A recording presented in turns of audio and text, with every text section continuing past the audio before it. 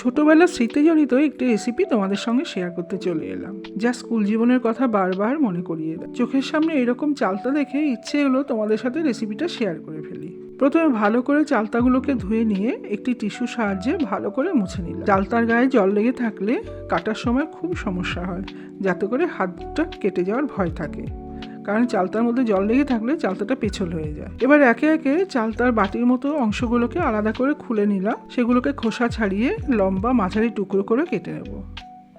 চালতার ভেতরে যে থাকা কাগজের মতো অংশগুলো থাকে সেগুলোকেও তুলে ফেলে দিতে হবে। এবার কড়াইতে জল গরম করতে বসিয়ে দিয়ে তার মধ্যে কেটে রাখা চালতাগুলোকে সিদ্ধ করতে দেব। উপর দিয়ে পরিমাণ মতো নুন ও হলুদও ছড়িয়ে দিলাম। একটি ছাঁকনির সাহায্যে সেদ্ধ করা চালতাগুলোকে তুলে নিলাম। এর ফলে চালতার কষগুলো বেরিয়ে গেল, তাতে করে টক জিনিসটা একটু কমবে। এবার কড়াইতে 3-4টে তেজপাতা, 6-7টা শুকনো লঙ্কা, পরিমাণ মতন গোটা জিরে, গোটা ধনে, গোটা মৌরি ও গোটা জোয়ান দিয়ে কিছুক্ষণ ড্রাই রোস্ট করে নিতে হবে। ভাজা হয়ে গেলে মশলাগুলোকে এবার ঠান্ডা করার জন্য নামিয়ে নেব। মশলাগুলোকে শিলনোড়ার মধ্যে আধ ভাঙা করে গুঁড়িয়ে নেব। এই যে দেখো, আচারের জন্য গুঁড়ো মশলা তৈরি।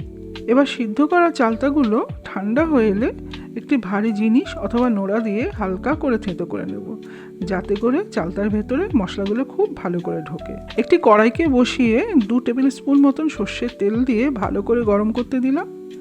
তেল গরম হয়ে এলে তাতে কিছুটা পরিমাণ 5 ফোড়ন দিলাম ও উপর দিয়ে সেদ্ধ করা যে চালতাগুলো আছে সেগুলোকেও দিয়ে দেব। সব ভালো করে মিশিয়ে নেব।